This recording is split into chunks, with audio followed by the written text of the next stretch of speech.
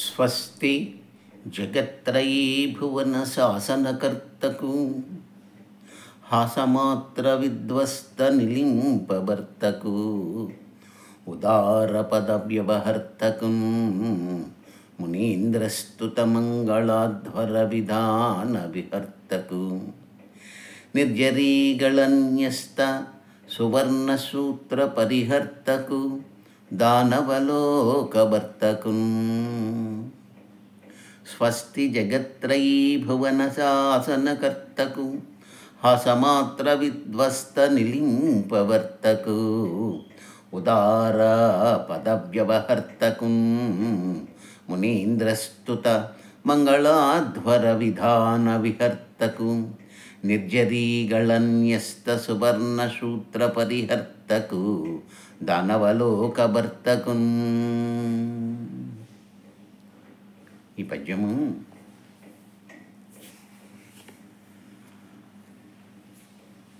వామనావతారములో శ్రీ మహావిష్ణువు బలిచక్రవర్తి యొక్క ఆస్థానానికి వెళ్ళి యాగం చేస్తున్నటువంటి ఆ బలిచక్రవర్తి దగ్గరకు వెళ్ళి ఆయనని ఆశీర్వదిస్తూ చెప్పినటువంటి పద్యం ఇది. అంటే ఈరోజు మనం వామనావతార ఘట్టాన్ని గురించి చెప్పుకుంటున్నాం. అదే బలిచక్రవర్తి చరిత్ర. నిన్న మనం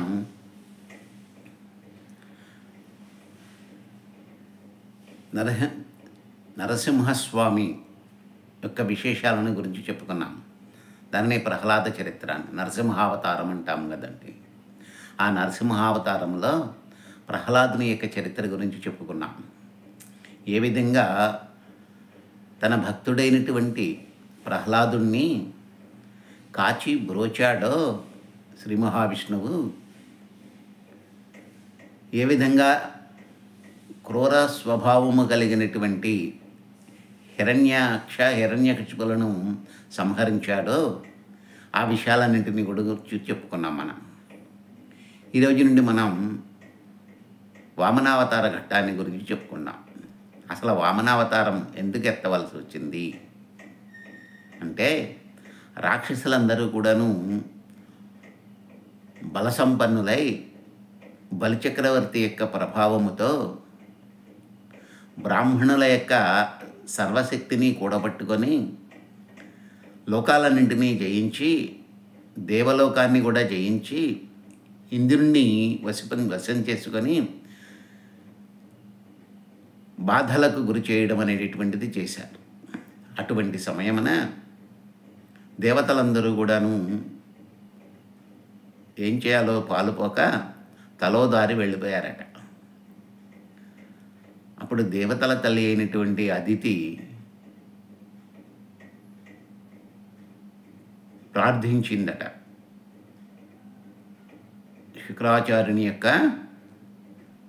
శుక్రాచార్యుడు రాక్షసుల గురువు కదండి. ఆయన యొక్క సలహా పరున అదితి తన భర్త అయినటువంటి కశ్యప ప్రజాపతిని ప్రార్థించిందట. ఏమనయ్యా అంటే, ఆయన నా కుమారులైనటువంటి దేవతల యొక్క దుస్థితి నువ్వు చూసావు కదా. ఈ విధంగా అష్టకష్టాల్లో పడుతున్నటువంటి నా కుమారులను రక్షించేటటువంటి బాధ్యత తీసుకోవయా అని అడిగిందట. అప్పుడు కశ్యపుడు, నువ్వేం కంగారు పడకమ్మా, కొంతకాలము చీకటి, కొంతకాలము వెలుగులు అనేటటువంటివి ఉంటాయి లోకంలో. కాబట్టి త్వరలోనే దేవతలందరూ కూడాను ఉచ్చస్థితిలోకి వెళతారు అని చెప్పడం అనేటటువంటిది చేశారట. అది ఎలాగూ ఏమిటి అనేటటువంటిది ఈవేళ మనం ప్రారంభించుకొని చెప్పుకోవడం అనేటటువంటిది చేద్దాం. బలిచక్రవర్తి విరోచనుని యొక్క కుమారుడు. విరోచనుడు అనేటటువంటి రాక్షసుని యొక్క కుమారుడు. ఈ విరోచనుడు ఎవరు? ప్రహ్లాదుని యొక్క కుమారుడు. ప్రహ్లాదుడెవరు? హిరణ్యకశిపుని యొక్క కుమారుడు. అలా బలిచక్రవర్తి శ్రీహరిని నిందిస్తూ ఆయన తండ్రి అయినటువంటి ప్రహ్లాదుని వలన హరి యొక్క గొప్పతనాన్ని తెలుసుకోలేక శ్రీహరిని నిందిస్తూనే ఉన్నాడట. నాయనా, అలా నిందించకు, పరమ పవిత్రమైనటువంటి భక్తులందరినీ భోచేటటువంటి వాడు శ్రీ మహావిష్ణువు, ఆయననే నిందిస్తావా నీవు? ఆయన వలననే నీవు పదభ్రష్టుడి వెళ్తావు అని చెప్పేసి శపించాడట. బలి 3 లోకాలను ఆక్రమించి తిరగలేనటువంటి ప్రదర్శన చేయడం అనేటటువంటిది చేశాడు. దేవతలందరూ కూడా వెళ్ళిపోయి బ్రహ్మను వేడుకున్నారట. బ్రహ్మ, ఇది నా వల్ల కూడా కాదు అని చెప్పేసి దీనిని చక్కదిద్దగలిగినటువంటి వారు పరమేశ్వరుడు,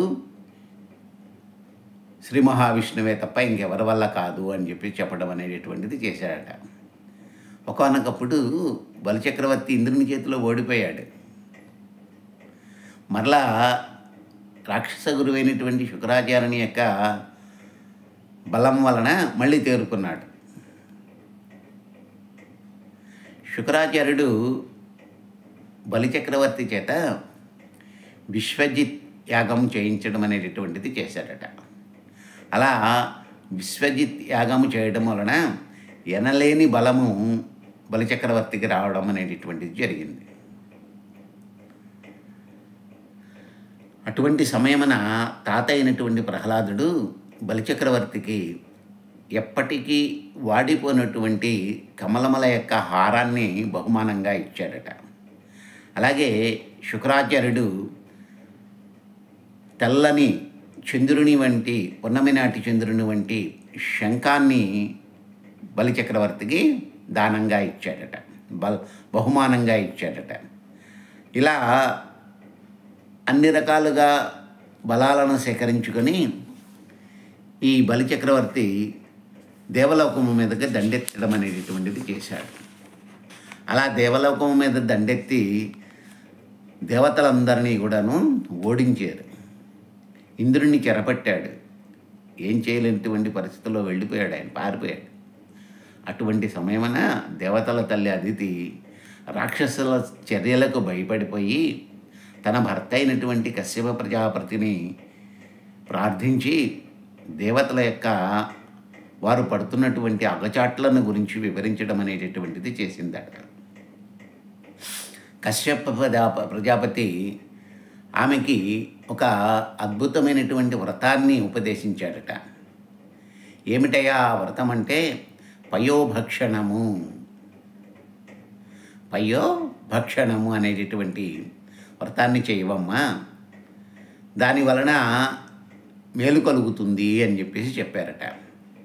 ఆమె ఆ వ్రతాన్ని వారం పాటు చేసిందట, 12 రోజుల పాటు చేసిందటండి. పాల్గొన మాసంలో శుక్లపక్షాన ప్రారంభించి 12 రోజుల పాటు ఈమె ఈ వ్రతం చేయడం అనేటటువంటిది చేసింది. అప్పుడు శ్రీ మహావిష్ణువు ప్రత్యక్షమయ్యాడట. తన బిడ్డలు పడుతున్నటువంటి కష్టాలను గురించి ఆమె విష్ణువుకి చెప్పడం అనేటటువంటిది చేసింది. ఆయన ఒక మాట అన్నాడట, అమ్మా, నన్నే మనసులో తలుచుకొని నీ భర్తను సేవించు, నేను నీ గర్భాన జన్మిస్తాను అని చెప్పడం అనేటటువంటిది చేశాడట శ్రీ మహావిష్ణువు. అలా శ్రీ మహావిష్ణువు అలా చెప్పగానే ఆమె వెంటనే వ్రతాన్ని ఆచరించేసి వ్రతాన్ని పూర్తి చేసేసి తర్వాత ఆమె శ్రీ మహావిష్ణువు యొక్క రూపాన్ని మనసులో తలుచుకుంటూ అలాగే ఉండిపోయిందట.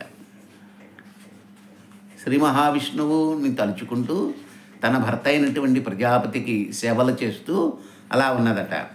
అలా ఉన్నటువంటి సమయమున ఆమెకు శ్రీ మహావిష్ణువు సంతానంగా పుట్టడం అనేటటువంటిది చేశాడు.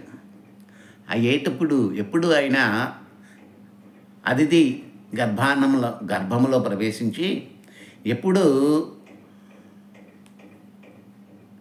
ఆమెకి సంతానంగా కలిగాడు అని అంటే దానికి ఒక అద్భుతమైనటువంటి పద్యం చెప్పారండి.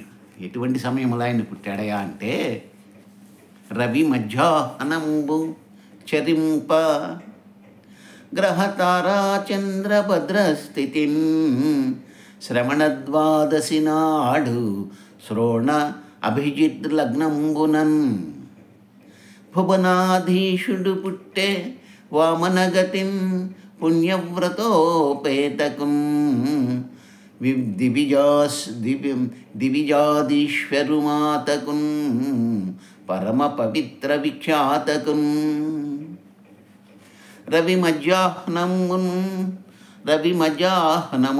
జరింప రవి మధ్యాహ్నమునన్ చరింప గ్రహతారా చంద్రభద్రస్థితిం శ్రవణద్వాదశి నాడు శ్రోణ అభిజిత్ సంజ్ఞాతలగ్నంబునన్ భువనాధీశుడు పుట్టే వామనగతిం పుణ్యవ్రతోపేతకం దివిజాదీశ్వరుమాతకం పరమ పవిత్ర పరమ పాతివ్రత్య విఖ్యాతకం.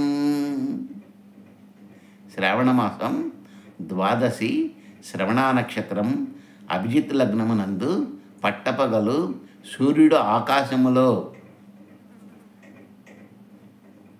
సంచరిస్తున్నటువంటి సమయంలో శ్రీ మహావిష్ణువు వామన రూపాన్ని ధరించి ఆ దేవతల మాత అయినటువంటి అదితికి సంతానంగా పుట్టడం అనేటటువంటిది చేశాడట. అలా సంతానంగా పుట్టినటువంటి ఆ శ్రీ మహావిష్ణువుని దేవతలందరూ కూడా ఒక్కసారిగా జయధ్వానాలతో ఆశీర్వదించడం అనేటటువంటిది చేశారట. ఆయన పుట్టుకతోనే 4 చేతులతోనూ అలాగే ఆ చేతులలో శంఖము, చక్రము, గద, పద్మములతో కలిసి ఉన్నాడట. ఈ మహానుభావుడు ఇంతకాలం నా కడుపులో ఎలా ఉన్నాడు?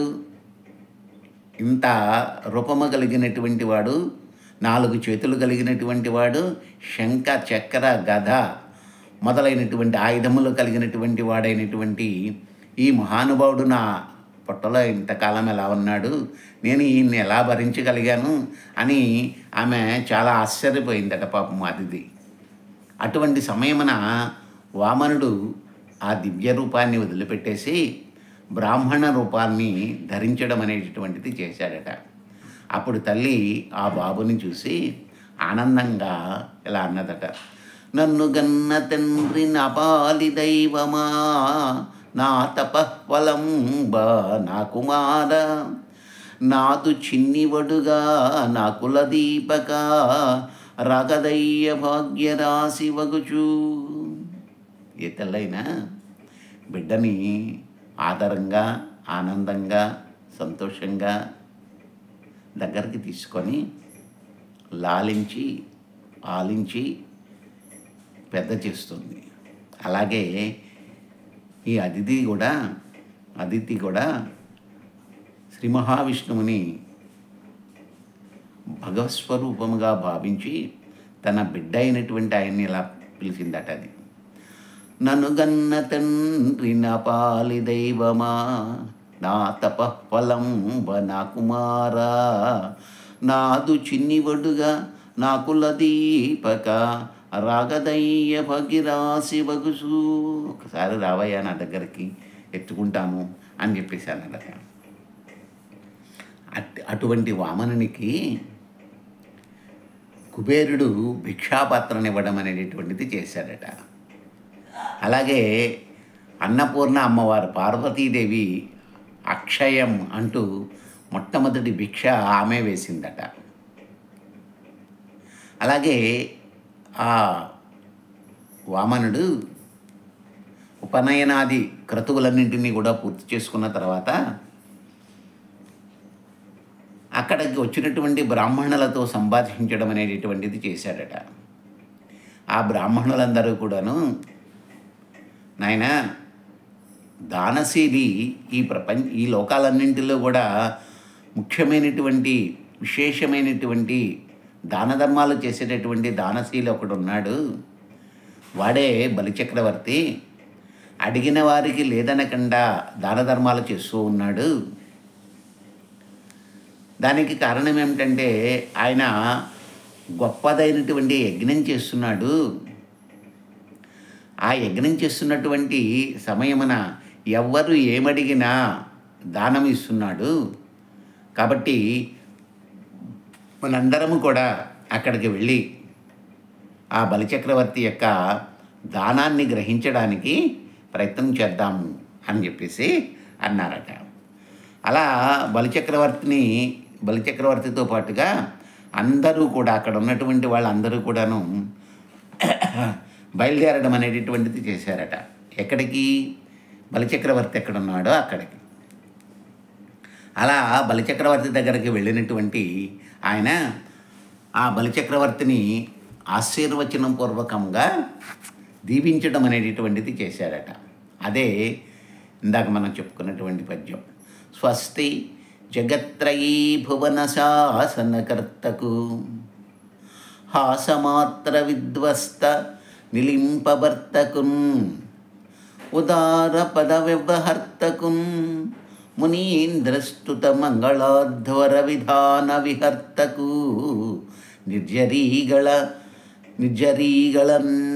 నిర్జరీಗಳನ್ಯಸ್ತ సువర్ణ సూత్ర పరిహర్తకు దానవలోకభర్తకు.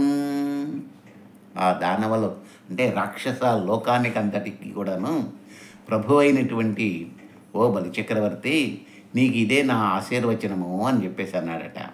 స్వస్తి జగత్రయీ భువన శాసనకర్తకు, 3 లోకాలని జయించినటువంటి ఓ బలిచక్రవర్తి, నీకు శుభము కలుగుగాక అన్నాడట. అంటే ముందుగానే ఆయన బలిచక్రవర్తి యొక్క కథనంతటినీ కూడా ఈ ఒక్క మాటలో చెప్పేశాడట. ఏమనంటే, నీకు త్వరలోనే మోక్షం కలుగుతుంది, నీవు శ్రీ మహావిష్ణువు యొక్క చేతులలో మరణించి ఉన్నత స్థితికి వెళ్ళగలుగుతావు అనేటటువంటి సూచన ఇక్కడ పోతన గారు చేయడం అనేటటువంటిది చేశాడు. స్వస్తి జగత్రయీ భువన శాసనకర్తకు. అలాగే ఆయన హాసమాత్ర విధ్వస్త నిలింపభర్తకు, చిరునవ్వుతోనే లోకాలన్నింటినీ కూడాను ధ్వంసం చేయగలిగినటువంటి ప్రభు అట ఆయన. ఎవరు? బలిచక్రవర్తి. హాసమాత్ర విధ్వస్త నిలింపభర్తకు ఉదార పద వ్యవహర్తకు, ఉదారమైనటువంటి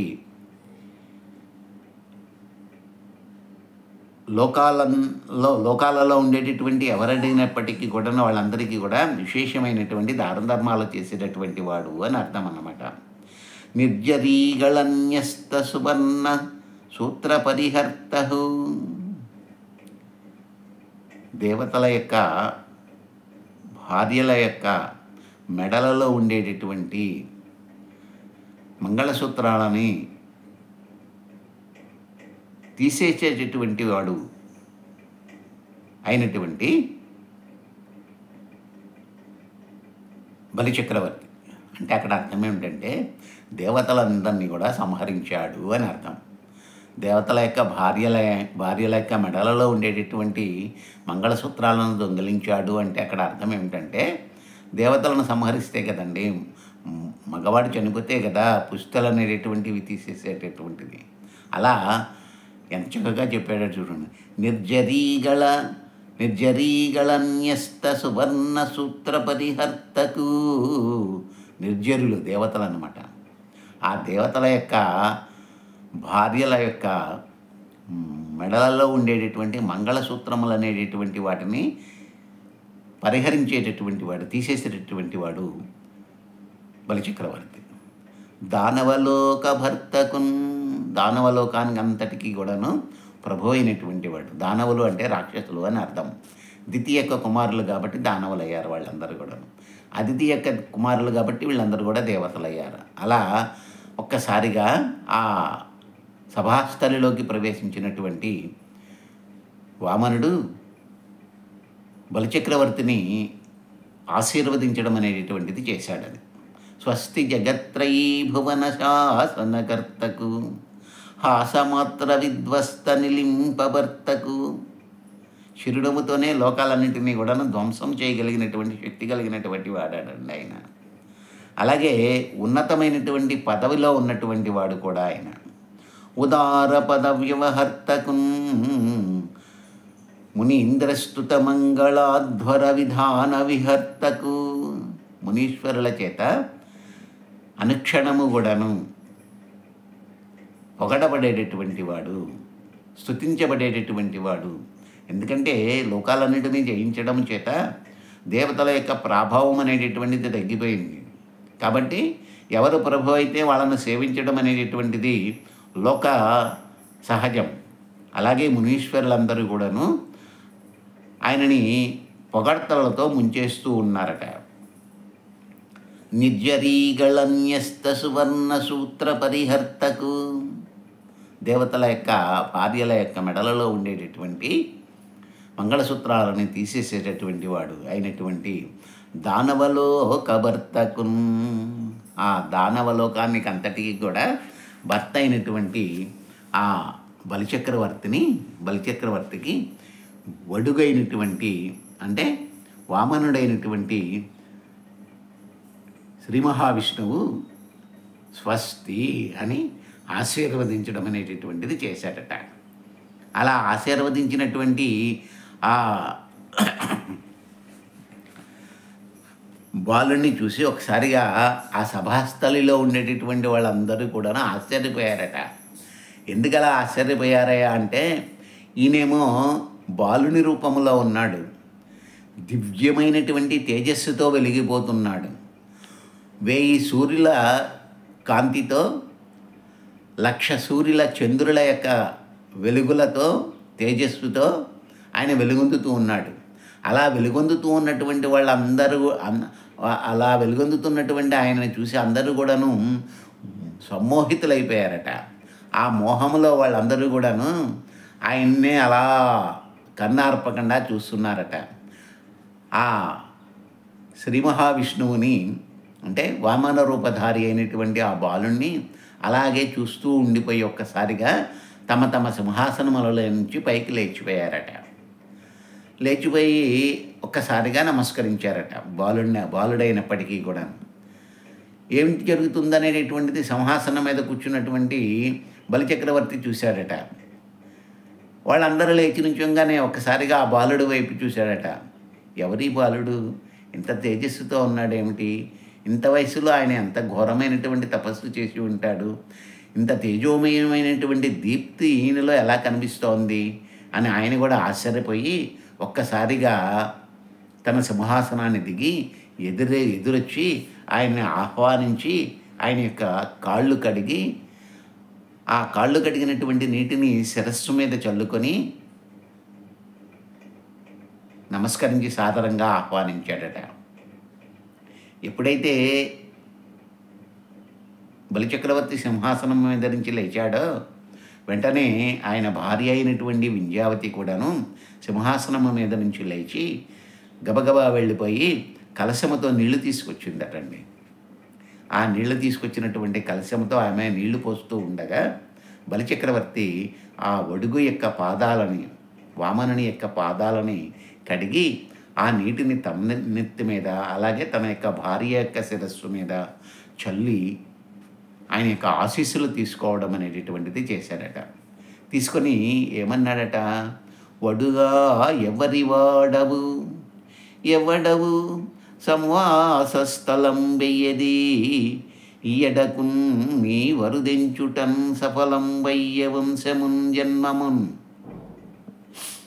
కడు ధన్యాత్ముడనైతి ఈ మఖము యోగ్యం వయ్యే నా కోరికల్ కడతేరెన్ సుహృతంబులయ్యన్ శిఖలం కళ్యాణమిక్కాలమున్ అన్నాడట. నాయనా ఎవరు నీవు, ఎక్కడి నుంచి వచ్చావు, నీ పేరేమిటి, నువ్వు నివసించేటటువంటి ప్రాంతం ఏమిటి, ఇక్కడికి నీవు రావడం వలన నా వంశము జన్మము అంతా కూడాను పుణ్యం చేసుకున్నట్లయినది, నేను కడు ధన్యాత్ముడనయ్యాను, ఈ మఖము ఈ యజ్ఞము యోగ్యతను సంతరించుకున్నది, నా కోరికలు కడతేరన్, నా కోరికలన్నీ కూడా కడతాను, ఇంకా కోరడానికి ఏ కోరికలు లేవు. ఇక్కడ కూడా పోతన గారు భవిష్యత్తులో జరగబోయేటటువంటి కథని ఒక్క మాటలో చెప్పాడు, నా కోరికలు కడతేరన్ అని. అంటే ఇంకా నేను ఇంకా ఉన్నా ఒకటే లేకపోయినా ఒకటే, నువ్వు వచ్చింది విషయం కూడా నాకు తెలుసు అన్నట్ట గర్భంగా చెప్పడం అనేటటువంటిది చెప్పించాడు ఆయన పోతన గారు. నా కోరికల్ కడతేరన్ సుకృతంబులయ్యన్ శిఖలం కళ్యాణమికాలమున్, ఇంకంతా కూడా శుభమే జరుగుతుంది, అంతా కూడాను శుభమే జరుగుతుందని చెప్పాడట. ఒడుగా ఎవరి వాడవెవ్వడవు సంవాస స్థలం వెయ్యది, ఈయట కొన్ని వరుదెంచుటన్ సఫలం వయ్యన్ వంశమున్ జన్మమున్, కడు ధన్యాత్ముడనైతి ఈ మఖము యోగ్యం వయ్యే, నా కోరికల్ కడతేరన్ సుహృతంబులయ్యన్ శిఖలున్ కళ్యాణమికాలమున్. ఓ పిల్లవాడా, ఓ బ్రాహ్మణుడా, నీవు నివసించేటటువంటి చోటేమిటి, ఏది, ఇక్కడికి నీవు రావడం వలన నా వంశము జన్మము కూడా సఫలమైనది, నేను ధన్యతను పొందాను, ఈ యజ్ఞము కూడా పవిత్రమైనది, నా కోరికలన్నీ కూడా కడతేరిపోయినాయి. సుహృతంబులయ్యన్ శిఖలున్ కళ్యాణమికాలమున్, నేను చేసినటువంటి ఈ యజ్ఞం నుంచి బయలుపెడుతున్నటువంటి ఈ అగ్నులన్నీ కూడాను శుద్ధి చేయబడ్డాయి, కాబట్టి ఇక శుభదాయకమైనటువంటి రోజులు నాకు వచ్చాయని అనుకుంటున్నాను అని చెప్పేసి అన్నాడట బలిచక్రవర్తి ఆ వామనునితో. అలాగే అని ఇంకేమన్నాడో చూడండి. వరచేలంబులో మడలో ఫలములో వన్యంబులో గోవులో హరులో రత్నములో రథంబులో నిమృష్టాన్నములో కన్యలో కరులో కాంచనమో నికేతనములో గ్రామంబులో భూములో ధరణీ ఖండము కాక ఏమడిగితో దాత్రీ సురేంద్రోత్తమా, నీకేం కావాలో అది కోరుకోవయ్యా అన్నాడట.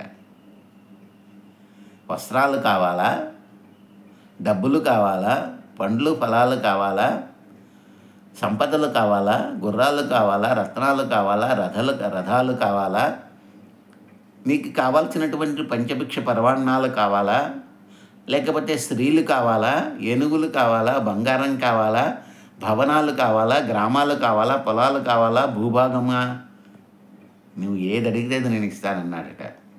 ఇప్పుడు కూడా వ్రతము కానీ, నోము కానీ, యజ్ఞము కానీ, యాగము కానీ, పూజ కానీ చేస్తున్నటువంటి సమయంలో దాన ధర్మాలు చేయడం అనేటటువంటిది ప్రధానం. మనం చేసినటువంటి పూజ యొక్క, మనం చేసినటువంటి యజ్ఞము యొక్క, మనం చేసినటువంటి యాగము యొక్క, మనం చేసినటువంటి వ్రతము యొక్క ఫలితం అనేటటువంటిది మనకి దక్కాలి అంటే వ్రతం పూర్తయిన తర్వాత, యజ్ఞము పూర్తయిన తర్వాత మనం దాన ధర్మాలు చేయడం అనేటటువంటిది చేయాలి.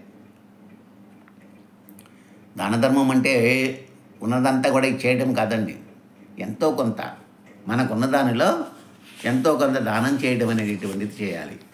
అలా చేయడం వలన ఏమవుతుందయ్యా అంటే మనం చేసినటువంటి పూజ యొక్క, యజ్ఞము యొక్క ఫలితం అనేటటువంటిది మనకు లభించడం అనేటటువంటిది జరుగుతుంది.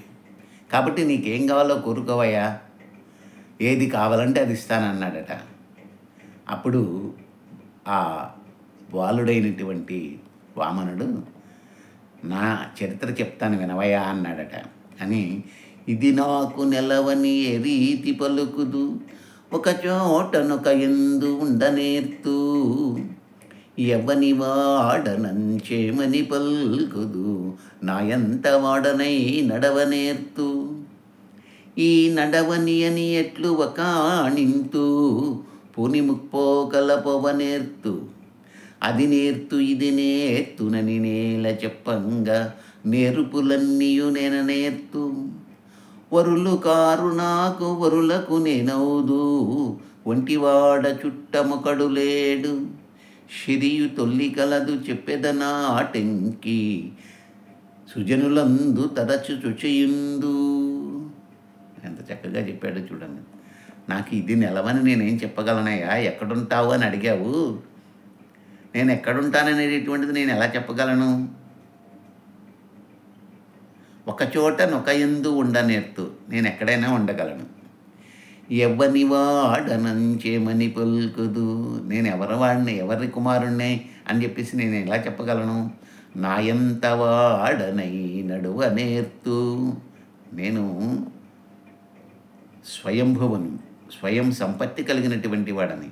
ఎక్కడి నుంచి ఎక్కడికైనా ఏ రూపములో ఎలాగైనా సరే నేను సంచరించగలిగినటువంటి వాడను.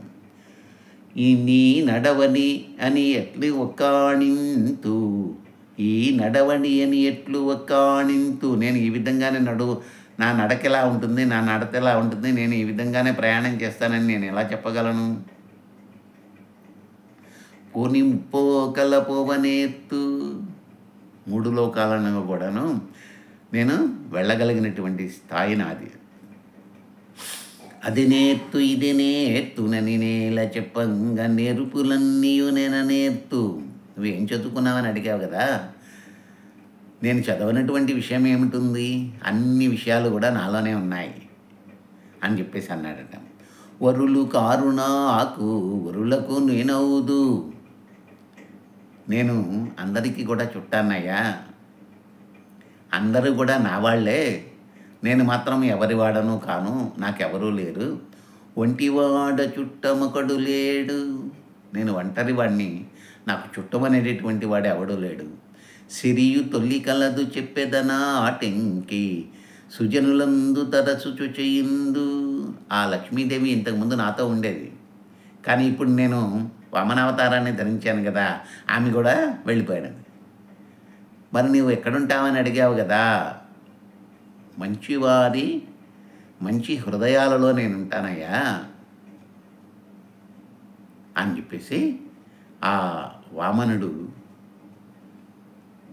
బలిచక్రవర్తికి తన యొక్క పుట్టుపూర్వోత్తరాలన్నింటినీ గురించి కూడా వివరించడం అనేటటువంటిది చెప్పాడు. ఇది నాకు నెలవని ఏ రీతి పలుకుదు, ఒకచోటనొక ఎందు ఉండనేర్తు. ఎవ్వని వాడనంచేమని పల్కుదు, నాయంత వాడనై నడవనేర్తు.